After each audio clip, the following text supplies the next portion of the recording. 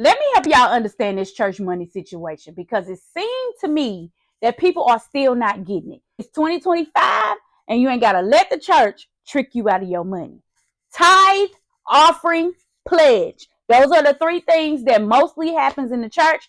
So I'm going to try to break it down for you where you can understand it, okay? Let's start with your tithe. Tithe is what you owe God.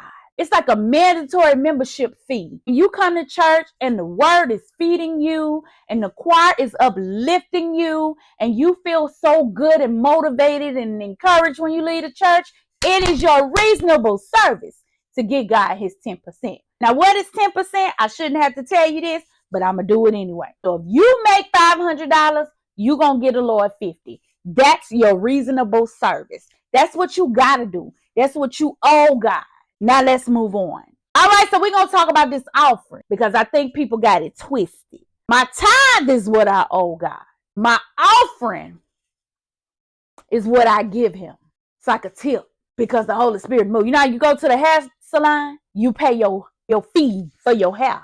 But then if the service was good, you give an offering. So let's just say this. I give God my tithe because that's what I owe him. If you want my offering, baby, you better ask me nicely. People in the church need to realize that you can't get up and guilt people into giving offering. And then they go home and their lights cut off. And when they need help from the church, y'all ain't got it. Make it make sense. So y'all, tithe, you owe God, right? Offering, you give it cheerfully. If you're going to give it cheerfully. Okay? Give it because you love the Lord and you are so grateful for what's going on in your life. Give.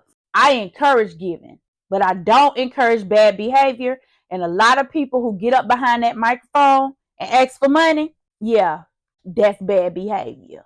So ask me nicely now. Now, the last thing that I want to talk about is pledging. A lot of times, if the pastor's anniversary is coming up, church anniversary, some type of event that the church is raising money for, they normally ask the members in the church to pledge a certain amount, which is not a bad thing because we all want to serve the Lord through finances and everything like that. But if you ain't got it, don't pledge it. I don't care how bad they make you feel.